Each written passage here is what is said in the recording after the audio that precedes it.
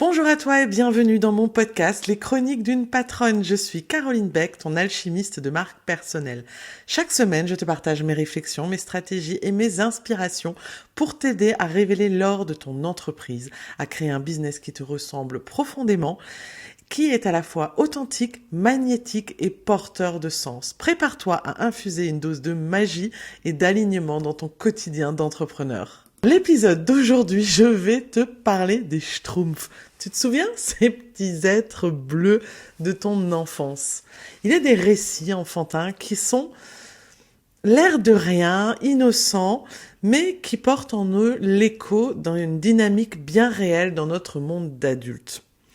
Vous vous souvenez de la Schtroumpfette? Cette unique figure féminine dans un village de petits hommes bleus. Eh bien, il y a une théorie popularisée par la féministe Kata Polite et récemment remise en lumière par Nina Ramen qui utilise cette image pour décrire ce que l'on nomme le syndrome de la Schtroumpfette. Cette tendance, dans un environnement majoritairement masculin, à n'accorder qu'une place limitée à la féminité, souvent conditionnée à une forme de singularité presque insolente. Un titre comme le syndrome de la Schtroumpfette, forcément, ça m'a interpellée. Et si l'on transpose cette image à notre univers entrepreneurial, cela résonne étrangement. Et cette idée insidieuse qu'il n'y aurait qu'une place au soleil pour une femme dans un domaine donné et qu'il faudrait se battre pour cette position unique au lieu de créer ensemble un ciel entièrement constellé de nos lumières multiples. Là, c'est la féministe qui est en moi qui s'est dit, il y a un truc à creuser. Et j'ai commencé à chercher. J'ai écouté des podcasts, j'ai lu des documentaires, je suis allée voir des études qui ont été faites et effectivement, c'est pas neuf, ce syndrome de la Schtroumpfette. Et c'est vraiment pas anodin et si tu y réfléchis, tu vas te rendre compte qu'insidieusement, tu l'appliques ou tu l'as appliqué en tout cas. En gros, qu'est-ce que ça veut dire, le syndrome de la Schtroumpfette? Ça veut dire que si elle gagne, je perds. Une espèce de murmure de pénurie illusoire. On nous a parfois subtilement ou non instillé l'idée que le succès d'une autre femme entrepreneur diminuait nos propres chances. Une forme de compétition tacite, comme si nous étions tout en lice pour une unique couronne. Cette mentalité de pénurie, ce sentiment que le gâteau est trop petit pour être partagé, peut nous amener à nous observer avec méfiance, à comparer nos parcours, à craindre que l'éclat d'une autre éclipse finalement notre propre éclat. Combien de fois avons-nous ressenti cette petite pointe, ce doute qui nous souffle que sa réussite à elle signifie moi pour moi, ou bien que son offre est trop proche, je dois me démarquer en la critiquant.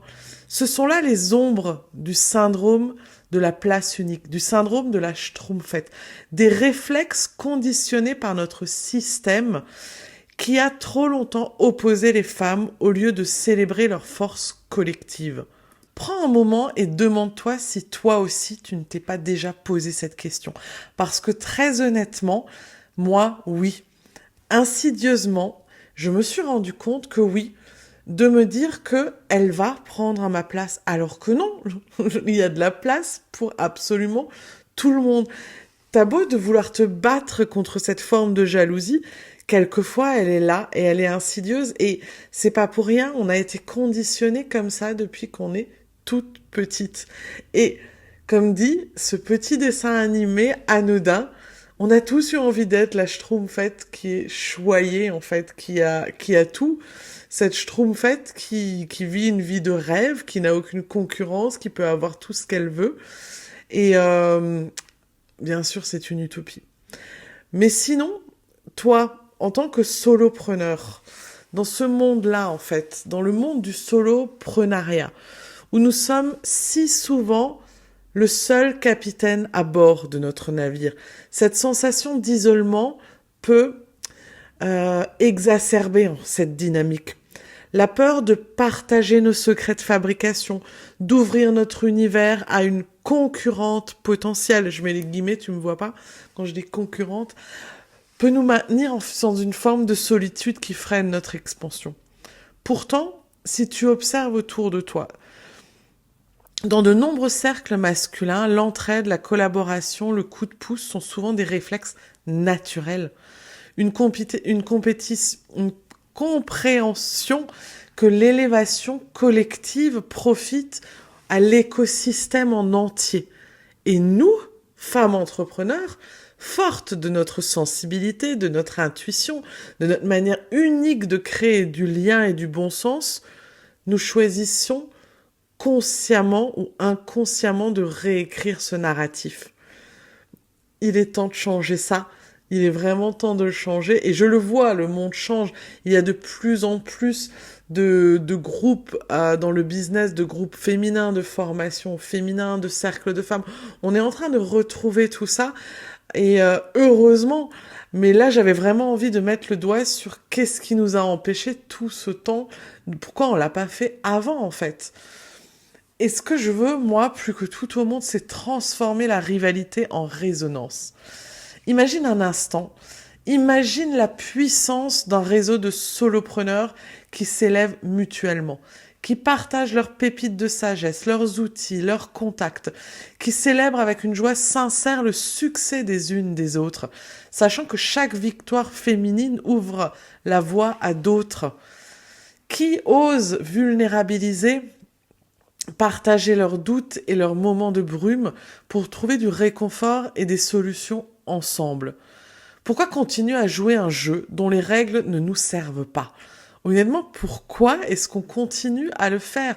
Le marché est un océan d'opportunités. Les besoins sont infinis et il y a une place pour chaque entrepreneur qui souhaite offrir sa lumière unique. Donc, il est temps de briser le cercle de la pénurie, de cultiver l'abondance ensemble. Comment est-ce qu'on peut déjouer ce syndrome de la Schtroumpfette, ce syndrome de la place unique qui infuse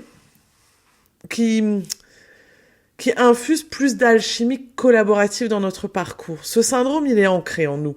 On l'a depuis toute petite. Donc, quelques petites clés. La première, c'est cultivons la vision de l'abondance. Croyons profondément qu'il y a assez de succès, de clients, de joie pour toutes et que l'entraide multiplie les possibles. Ensuite, osons la co-création authentique. Montons des projets qui allient nos forces. Partageons nos plateformes, recommandons-nous avec sincérité. Célébrons l'éclat des autres. Voyons la réussite d'une consoeur comme une inspiration, une preuve tangible que nous aussi nous pouvons atteindre nos rêves. Encore, partageons nos savoirs avec générosité. Notre expertise unique ne diminue pas lorsqu'elle est partagée. Elle s'enrichit et crée de la valeur pour toutes. Tissons des cercles de soutien constants. Rejoignons-nous ou créons des espaces où la bienveillance, l'écoute et l'entraide sont les fondations. Ce vieux syndrome, nous l'avons peut-être intégré sans nous en rendre compte. Mais en prenant conscience qu'il existe, en parler, c'est déjà commencer à le transmuter. Es-tu prête à entrer dans une ère où la collaboration et la sororité deviennent nos plus puissants leviers de croissance et d'épanouissement ? Moi, j'ai envie de te parler de girl power alchimique. Parce que c'est ça notre véritable force créative. Cette idée qu'une seule femme peut occuper le sommet est une illusion. Le monde du business a désespérément besoin de la diversité de nos approches, de notre intelligence émotionnelle, de notre capacité à bâtir des entreprises qui ont une âme et un impact positif.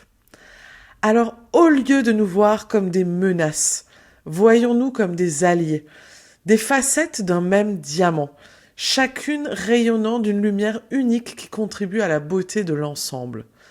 C'est une conviction qui est au cœur du cercle des patronnes. Un espace que j'ai voulu comme une antidote à ce syndrome. Un lieu où on s'élève ensemble. Et avec du recul et humour, j'aurais dû l'appeler le cercle des anti-schtroumpfettes. Ça aurait pu avoir une certaine saveur. Alors, il est temps, patronne, de remiser au placard cette vieille rengaine de la place unique. Nous avons infiniment plus à gagner, à tisser des liens, à collaborer, à nous soutenir.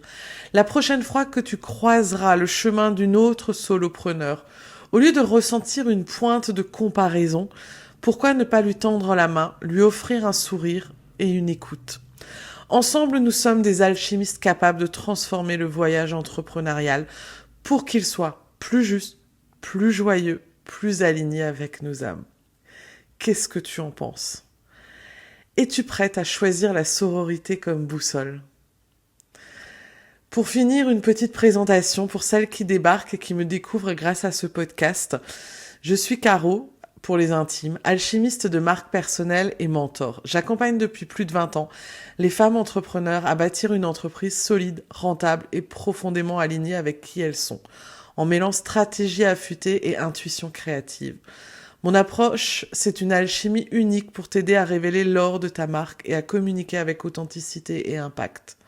Si tu es prête à transformer ta vision en une marque qui te ressemble et qui t'attire naturellement, n'hésite pas à me suivre sur les réseaux ou à aller voir mon site, tu as les liens en descriptif.